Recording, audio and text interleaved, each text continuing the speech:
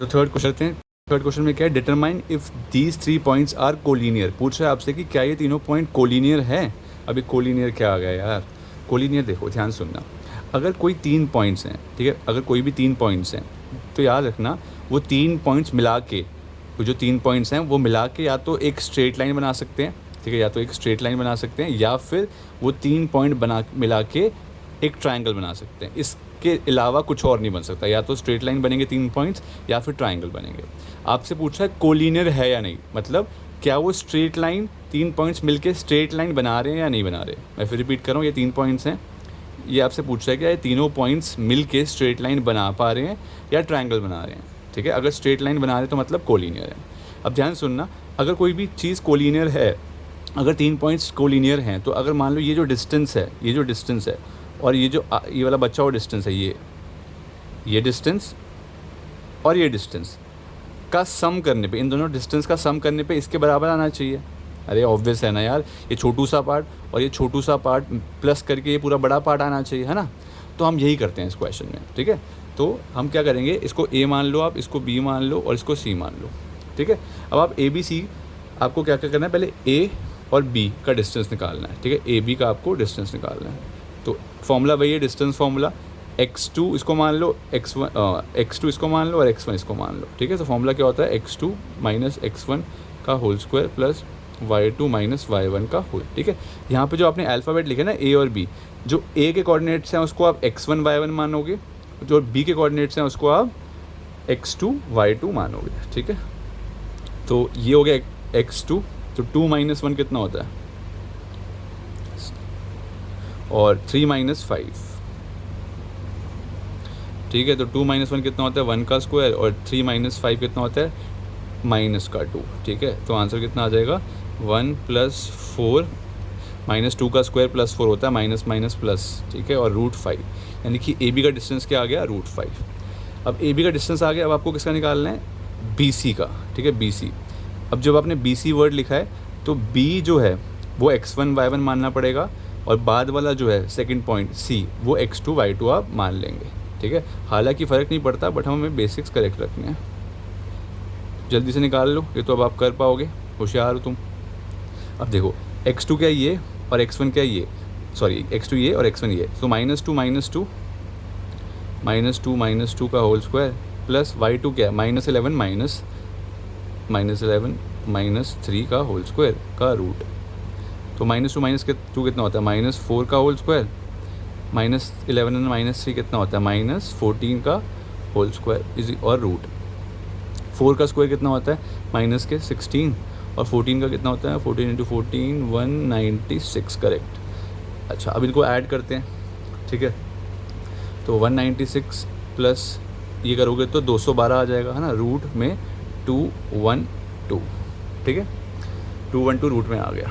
अब क्योंकि ये रूट में ये फैक्टराइज हो सकता है, ये तो फैक्टराइज हो नहीं सकता था 5, ये तो फैक्टराइज हो सकता है, तो यानी कि 212, 2 से काटा 106, 2 से काटा 53 प्राइम नंबर है, तो क्या करें, नहीं कट सकता। अब इन दोनों की तो शादी हो गई, यानी कि ये बाहर आ गए, और जो बेचारा अकेला रह गया, जिसका शादी नहीं हो, जिसका पेयर नहीं बना, वो जेल में यानी कि रूट में रहेगा। तो ये आपका BCR है, ठीक है। नेक्स्ट है AB BC, और अब आपको निकालना पड़ेगा AC या CA, बात एक ही है, AC या CA आपको एक ही बात है, ठीक है, AC या CA एक ही बात है। तो अब हम निकाल लेते हैं जल्दी से AC। अगर AC निकालें, ध्यान से देखो, AC लिया मैंने, तो A लिया तो x1 y1, C लिया तो x2 y2, तो इसको x1 y1 x2 y2, तो -2 x2 minus x1 whole square plus y2 minus y1 का होल स्क्वायर। तो आंसर कितना आ जाएगा, -3 का होल स्क्वायर प्लस -16 का होल स्क्वायर, ठीक है। 3 का होल स्क्वायर होता है 9, 16 का कितना होता है 256 रूट में, तो आंसर आ जाएगा √265, ठीक है। किसी के बच्चे के मन में आ रहा है कि AC की जगह क्या हम CA निकाल सकते हैं, हाँ निकाल सकते हो यार, कोई प्रॉब्लम नहीं है, आंसर सेम ही मिलेगा आपको, ठीक है। A से B का डिस्टेंस या B से A का डिस्टेंस, बात एक ही है। वैसे A से C का डिस्टेंस या सी से ए का डिस्टेंस, बात एक ही है, तो कोई फ़र्क नहीं पड़ेगा। ठीक है, आगे 16 का स्क्वायर कितना होता है एक बार देख लें जल्दी से। 6 6 ज़ा 36, 6 1 ज़ा 6, 9 कट गया, 1 6 ज़ा 6, 1 1 ज़ा 1, तो आंसर आ गया 6 1 5 2। ठीक है, 256 प्लस 9 करोगे तो 265। अब 265 के आपको रूट बनाने पड़ेंगे, फैक्टर्स। ठीक है, तो इसको हटा देते हैं, फैक्टर्स बना लेते हैं।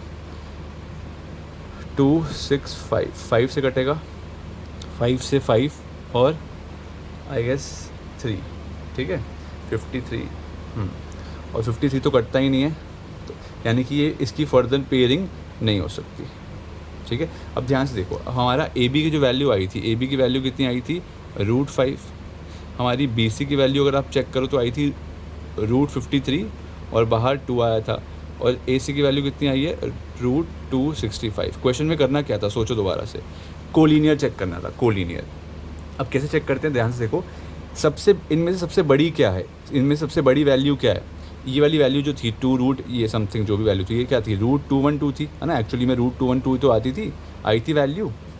अब या √5 बड़ा है, 212 बड़ा है, या ये बड़ा है, तो ऑब्वियसली बात है, अगर आप इसको इग्नोर करो, फिर ये तो फैक्टर्ड फॉर्म है, ये वाली फॉर्म देखो, जब भी आपने इसके पेयरिंग नहीं कर रखी, तो सबसे बड़ा नंबर कौन सा दिखाई दे रहा है आपको, ये वाला। तो क्या होना चाहिए, ए सी का सम, ए सी जो है वो जो सबसे बड़ी साइड है, जो अदर 2 साइड है उसके सम के बराबर आना चाहिए। ठीक है, अगर कोलिनियर होना है तो, अगर ये 3 पॉइंट कोलिनियर है तो ये सबसे बड़ी वाली जो साइड है, जो सबसे बड़ा डिस्टेंस आ रहा है आपका, जो सबसे बड़ा डिस्टेंस ए सी, वो इन दोनों के बराबर होना चाहिए, इन दोनों डिस्टेंस के बराबर होना चाहिए सम करने के, है ना। तभी तो कोलिनियर, तभी तो स्ट्रेट लाइन पे है। तो अब आप क्या करोगे, वैल्यू डाल के चेक करोगे, तो √265 और ए बी कितना है, √5 प्लस 2√53। क्या ये दोनों ऐड हो सकते हैं, क्या ये लाइक रूट्स हैं, नहीं, लाइक रूट्स है ही नहीं, यानी कि ये ऐड नहीं हो सकते। जब ये दोनों सेम रूट है ही नहीं तो ऐड नहीं हो सकते, और क्योंकि ऐड नहीं हो सकते तो यानी कि कभी इसके इक्वल आएंगे ही नहीं। जब ये ऐड ही नहीं हो सकता तो इसके इक्वल कैसे आ सकता है, यानी कि ये वैल्यू और इनका सम इक्वल नहीं है, therefore A B C, A B and C are not collinear. ठीक है, पॉइंट्स आर नॉट कोलिनियर। ठीक है, नेक्स्ट करते हैं क्वेश्चन नंबर 4।